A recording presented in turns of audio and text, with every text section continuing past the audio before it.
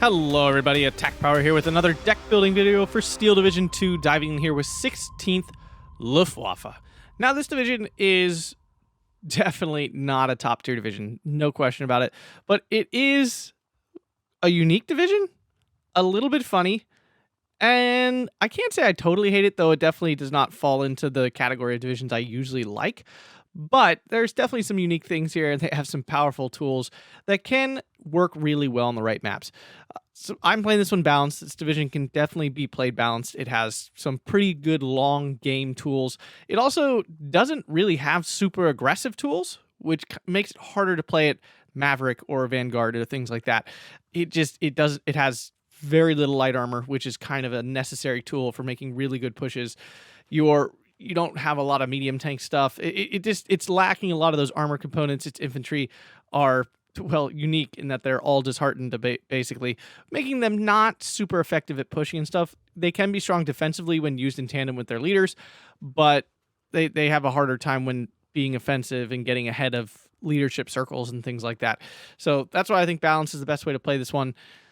Definitely a tricky division to play. I would not say you hop into the queue, this one being your first division or something, but I have to say I have found it entertaining, and it definitely can be really dangerous in the right hands and if you build up the forces the right way. So let's dive right in here. So we have very small recon tab, not much to work with here. We basically have two options. It's either Luftwaffe Fusilier, which is honestly a solid little infantry squad. It's a Fusilier squad. You get a Faust Patron instead of a Panzerfaust, which does suck. But this can one-shot transports, which is nice. It's got an MG42, which is a nice, LMG to have on there. Again, there's nothing super strong here, but it's more exciting, I think, generally than the Aufkläder here, which is a Luftwaffe Aufkläder that doesn't get anything special about the fact that it's a Luftwaffe other than having different camo. I was kind of hoping there would be, I don't know, like Raider trade or something. I don't know. But yeah, so two of these gives you 9. That's plenty. Those are the options. We're not taking the BMW. We don't really need radio. We have plenty of leaders to do that. So not a lot of reason to take this. And this is obviously a very small tab. Now, getting over into the meat and potatoes of the division. This is obviously like the main place of the division is the infantry tab, and it is a very interesting infantry tab here. So I got it filled out. There are 130 infantry, which I understand probably appears extremely excessive. The thing is, all the infantry are 20 or 15 points except for one card. The two cards, I guess, one of the leaders and this one card here, this special Sturm Pioneer squad. Everything else, and the vast majority of it, is 15 points, which means that you burn through infantry incredibly fast. Like, you just call in so many. 130 ends up being not that excessive, which seems crazy, I know, but actually is realistic. Like, I personally, when I do infantry calculations in my head, disheartened, I usually count 2 to 1. In other words, like, I count 2 disheartened squads equal to 1 normal squad. So in my mind, this division has, 65 infantry? 70-ish, give or take. That's obviously not an exact number. It's probably more like they're worth 1.7. Or like 1.3 or something like that. It's still, you still have 130 literal infantry squads. Now, the difference with this division, the difference with this division compared to other disheartened base divisions is your leaders in this division walk around with the discipline trait, which is actually pretty nuts. The discipline trait, of course, for those who don't know, take away the disheartened trait from units. It basically negates the negatives of that trait. This then makes all your infantry squads normal infantry squads, and that's a whole different bag of chips. So this infantry tab, while it usually would not float my boat, actually locks in hardcore when you use your leaders, and you must. You can see I have 2 cards leaders here. It is an absolute necessity that you use these leaders wisely. They make this infantry tab really strong. So diving in here, we have the Luftwaffe Ersatz, which is not your usual like Ersatztruppen squad here. It's a 9-man team, but it is outfitted with some Lee Enfield rifles. That part's irrelevant, but it's outfitted with an MG81, which is actually a weirdly okay machine gun. I forget what the weird unique stuff with this one is. Uh, I'm trying to remember because statistically it doesn't really look better, than most of its comparables. Um, I'm trying to remember what makes this gun better. It's not hitting me right now because right now it looks terrible on the page. But I feel like every time this weapon gets posted, people are like, "Oh, it's got a secret double shot stat or something like that." I'm blanking on again one of those Eugen secret stats I can't remember, or maybe I'm totally wrong. Someone smart come in the comments and tell me I'm totally wrong. But yeah, still it's a 15-point unit. If I find out these are actually terrible, you can obviously swap in for another Luftwaffe Jaeger squad. And then yeah, of course we have our Luftwaffe Jaeger squads, which are like your standard unit here. 15 points. It's not a super great squad by any stretch of the imagination. It's usual 20-point squad. It's got the MG15, which is a slightly below mid LMG, but you also get a Panzerfaust on it, which is nice. And it comes with the high availability, 12, 24, 32. So we have one of those in A. We do not have one of those in B. In B, we have a slightly different unit. Then we have our Luftwaffe Pioneer Fuhrer. Protect these with your life. These are extremely important. Now, instead of having your nade, they have a Molotov, which is kind of neat. Only 20 points on this one. Again, most importantly, they have the discipline trait. Extremely important. Use these wisely. They are just a really important commodity. And then A phase, we have our last unit. This one I do consider quite important. It's one of your, it's one of your really only CQC units that actually is like CQCE, but it's not even that strong at the end of the day. We have a Sturm Pioneer squad. It's a 10-man squad, but it's only got 2 submachine guns. It's got an MG34 and it's got a flamethrower and some rifles. So it's not actually like a great CQC squad, but it's the best you got. When it really comes down to it, this is probably the best tool you have. And they're A phase locked. They have to come in with 1 veterancy, but they still have the dishearten trait. It's kind of a weird combination here where you are forced veterancy, which implies this is a vet unit, but they have dishearten still. I'm assuming that's more of an implication that none of these guys wanted to fight, not necessarily that they have no experience.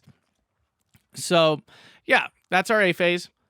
It's technically, 29 fighting infantry, which is a lot more than usual. But again, if we cut that in half, it's more in that normal ballpark of 14, 15. It's actually even a little low. Then B phase, we're loading up and activating here. We have our Luftwaffe Jaeger MG34. So essentially, we lose the Panzerfaust, but we pick up a better machine gun here in the MG34. Your choice if you don't like not having, AT, because, you do have this. You can switch out the normal Luftwaffe Jaeger for the MG34 variant, but the reason I'm not too worried about that is because also in B phase, we have a card of Flaktruppen here. Flakkampftruppen, excuse me. This is a great unit. It's only 8 men. It's not like incredible like infantry stat-wise, but it walks around with a Panzerschreck for 20 points. Essentially, it's a fat Panzerschreck squad. That's really how you should view this unit. This is a fat Panzerschreck squad, which is really nice. I mean, for 20 points, you get 16 of them. I mean, that's pretty phenomenal. Lots of Panzerschrecks walking around. Hard to complain about that. It's a very good unit. Then we have our CQC in B phase here, the Luftwaffe Pioneer, which is essentially the same as a Luftwaffe Jaeger, except it does get 1 more man. You get an extra submachine gun. It's a very mid submachine gun. And you get a grenade. I mean, no, it's nothing incredible. You can also vet them. I am doing it once. Gives them a little bit. It's fine. Getting a leader next to these guys helps a lot, right? Because now they become a regular Pioneer squad, essentially, with 1 veterancy, which is nice.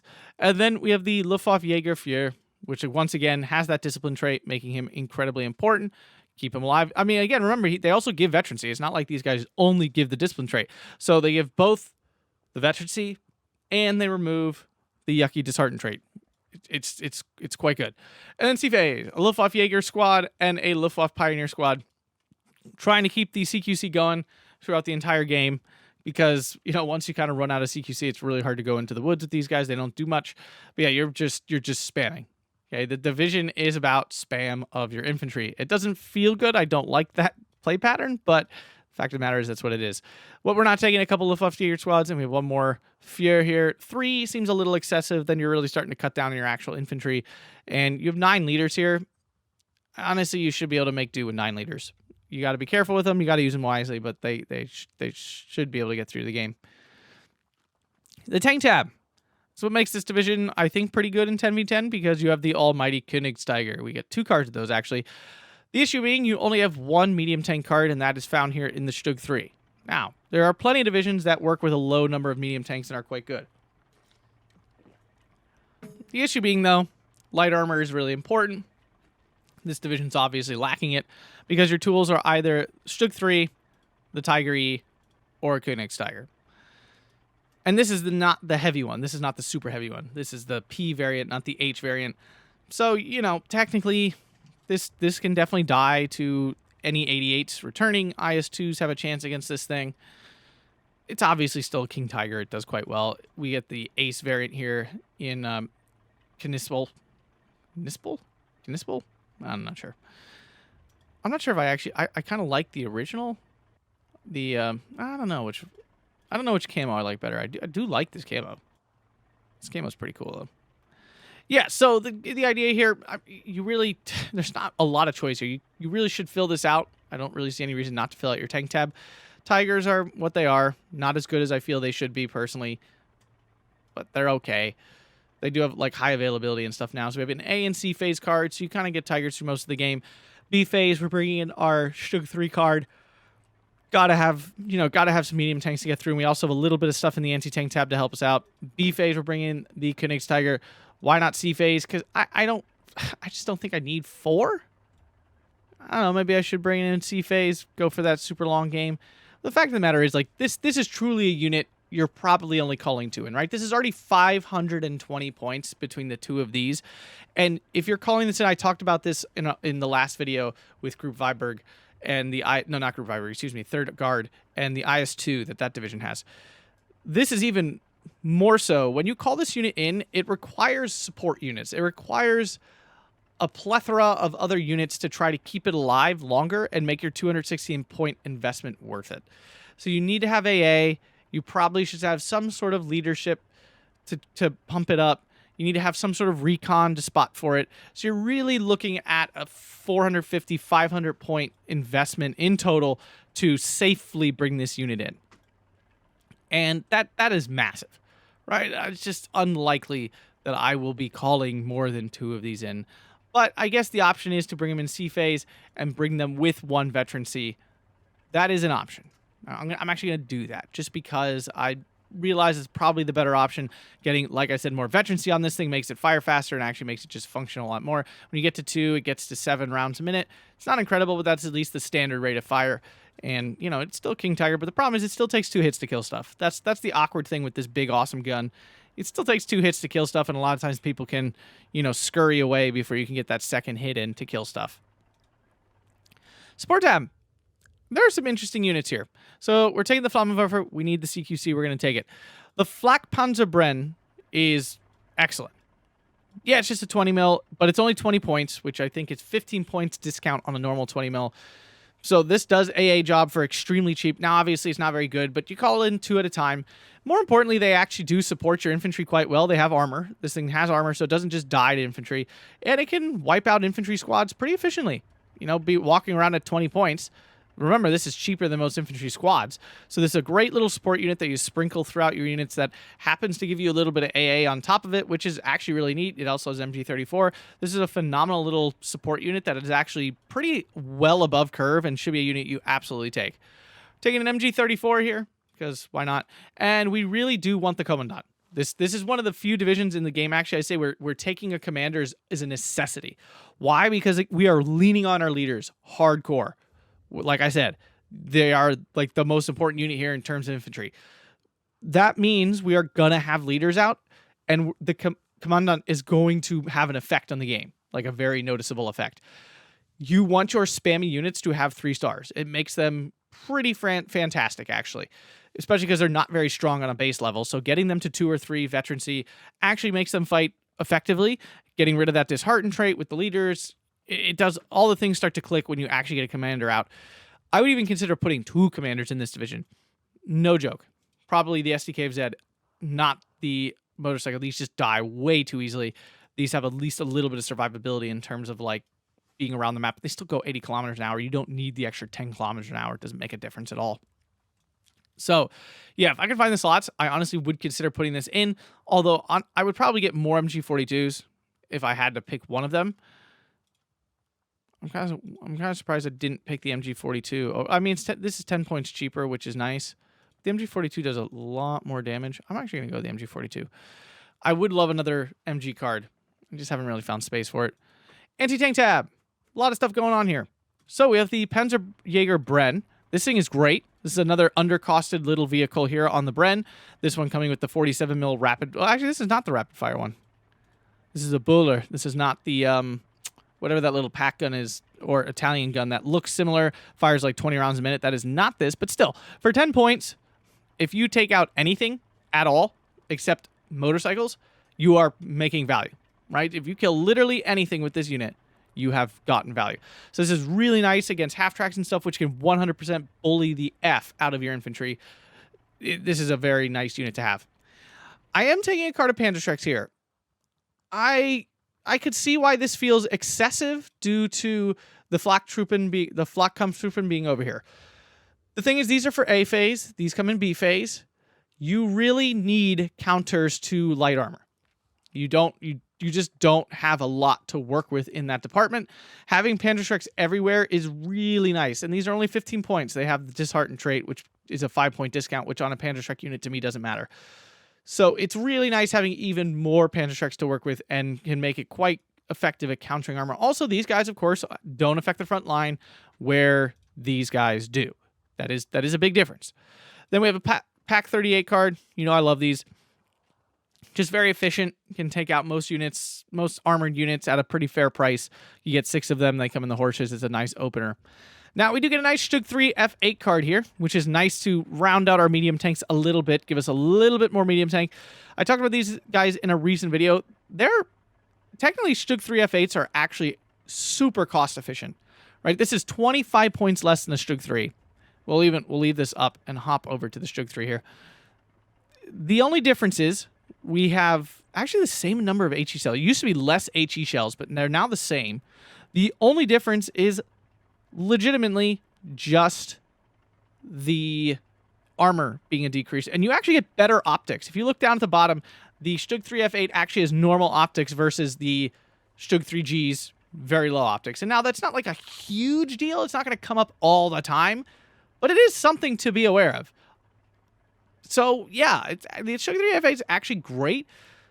Obviously, it dies easier to other medium tanks and stuff. You know, you're not bouncing Sherman Stells and stuff as consistently, but the fact of the matter is at 55 points now, you're trading up really well to Shermans and other Axis armor, and you are trading equal with T-3476s.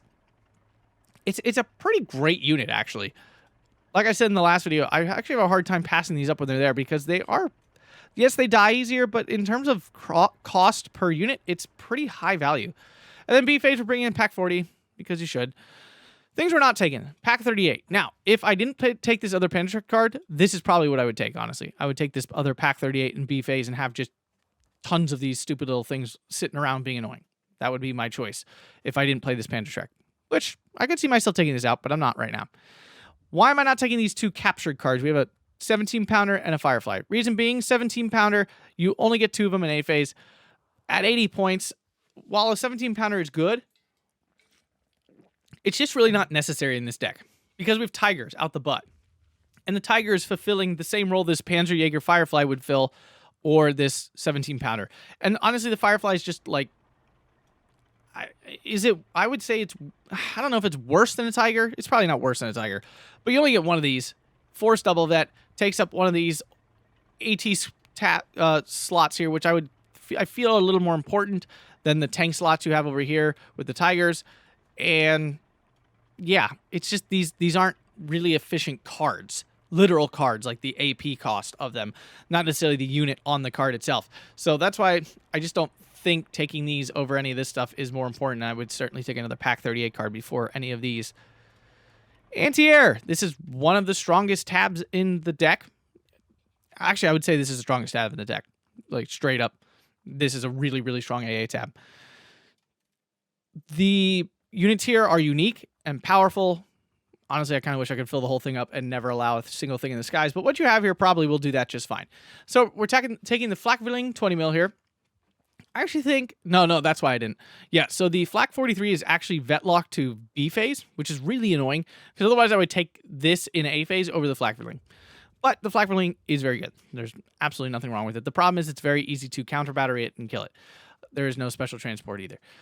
Then we have the unique Flak 41 88. This is not your grandma's 88 here. It has 220 millimeters of penetration instead of the Flak 88 standard 165, as we can see down here, or 160, excuse me. Yeah, I mean, for 10 points more, you get a gun that actually kills tanks really effectively. It only does 8 damage. It does not have the big 10 damage, which would be nice, but it doesn't, which is unfortunate. I could have sworn this thing had 10 damage. Does it get nerfed? No, I guess not. I'm thinking of whatever the one is in Group Toulon, the flak gun in there that has 10 damage. Kind of a bummer this doesn't, but it's still very strong. I do want to check, though. Let's see the bullets. So suppress is 440.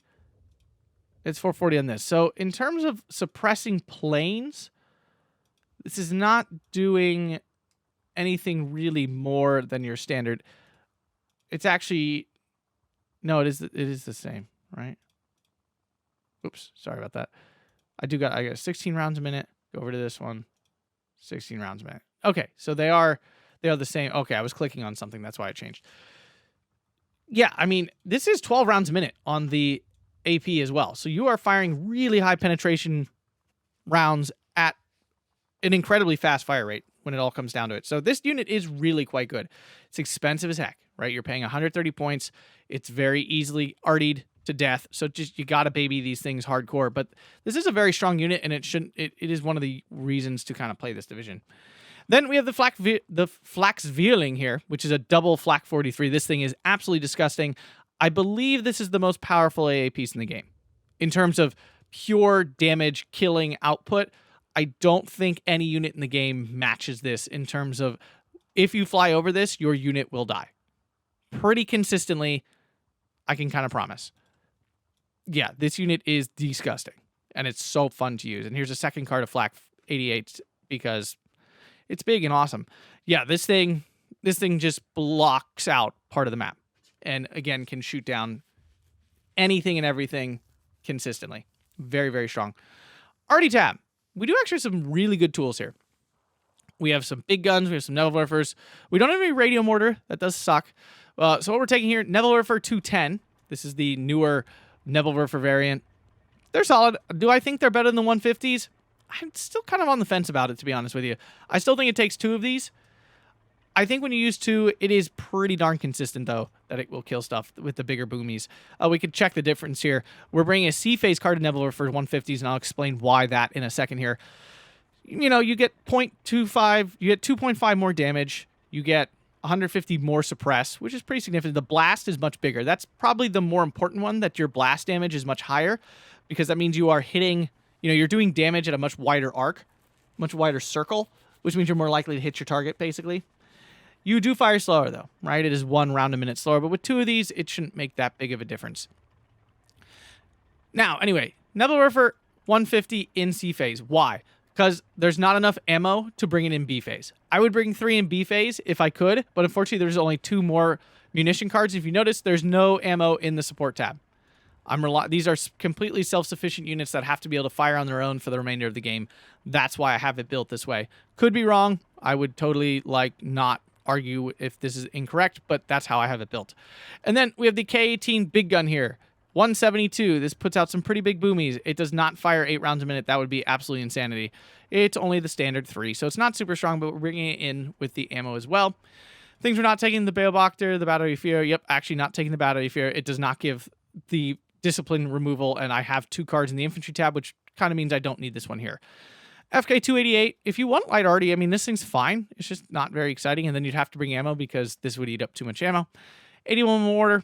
I'm not really high on regular mortars right now. I don't think they're in a very strong place. That's just me personally. This one's also disheartened, which means it gets pinned really fast. The 122 would be nice. It would be nice. I could I mean, I want the extra rocket artillery, but I could see me taking out the Nebula for 41 and putting this in. Why? For the 2K HE. That's mainly for the 2K HE, not for the actual arty potential of this unit. It's more about that 2K support there. And a second card of 172s. I just don't think that's really necessary. I mean, if I want to go all in arty, I'd probably bring it in B phase, take out the Nebula for 150, and bring this in with the ammo. Because again, you need that ammo. The other option is, you change your support tab. You take out... honestly, I'd probably take out the MG42. I feel like you need the Long Rifle to establish early game. Probably take out the MG42, put in the ammo, and then I'd probably take out this Nebula for bringing more artillery. Maybe the 122s, then the FK88s. Find some more points somewhere else. Maybe take out an infantry card and just go on in. I'm not doing that. I don't think that's optimal play pattern, and I just don't like that play pattern either. Air tab. There's some stuff going on over here. So we're taking the ME-410 recon plane. I know, me actually taking a recon plane, but it is a very good one. It's got 610 kilometers an hour. It's got medium resilience. You get 4 of them on a card. It's actually quite a lot. So you get a lot of reconning with this, which is really nice. Pretty effective recon plane. Focke-Wulf 190 F8. This is a phenomenal cluster AT bomber here. 485 kilometers an hour, medium resilience, and a lot of AP. This is the same as the Ju-87, if I'm not mistaken, in terms of the cluster potential here. So quite strong. It's not a really high availability. It's only 124. So we're bringing in B phase to get 2 of them. 110 points, not absurdly expensive. Very good unit here. And then C phase, we're bringing the DO-217 mighty double 2K worth of bombs bomber. Very good resilience, 400 kilometers an hour, which is actually really quite fast for a bomber of this size and weight. Really quite strong. So that's what we're bringing here. Things we're not taking. The DO-217 ground attack plane. The issue with these is they generally only get 1 run in, right? AA then stops them, or they're just so clunky and they take so long to fly around the map getting a good shot. It's hard to love them. I want to love them. They're only 55 points, and they get very good resilience, and they're relatively fast, but they don't function as well as you feel like they should. BF-109, I don't know why you would take this over this one. It's only 10 kilometers an hour faster. It's got lower resilience. Yes, it technically fights like a fighter, I guess, at 75 points, but it's not actually a very good fighter. So it's like, why? If I'm going to bring a recon plane, I'm just going to bring a plane to do recon, not really to shoot things down. But I can 100% understand why you would take this to give a little bit of fighteriness. But remember, our AA tab is one of the best in the game. I just don't think it's necessary to have a fighter, so I prefer this one. Same reasoning for the BF-109. You do not need a fighter. Your AA is that strong. BF-109 G6 R2 with the bombs. The bomb loadout's too light, and this unit gets basically blanked too early in the game. The bad resilience, it's very easy to stop this and shoot it down. It basically gets negated in its effectiveness by the end of A phase. It's really not good. And the bomb loadout's not good at the end of the day. DO-217, the bomb loadout's terrible. That's why we're not taking it, although it does have higher availability, which is nice. And the DO-217 E4, I mean, this is technically a very good bomb loadout. It is slower, though, than the big one, and I prefer just have 2 big booms because it's fun. So yeah, 16th Luftwaffe. Definitely a unique division. Definitely not A tier or anything like that, but if you're looking for a spam fest, super heavy tank, Garbaggio hilarious fest, this is a good division for you. Or if you just hate the Air Force, you can max this out and go nuts. If you enjoyed this, smash that like button, subscribe, check out the Patreon or YouTube membership down below. Thanks a bunch, everybody, and have a fantastic day.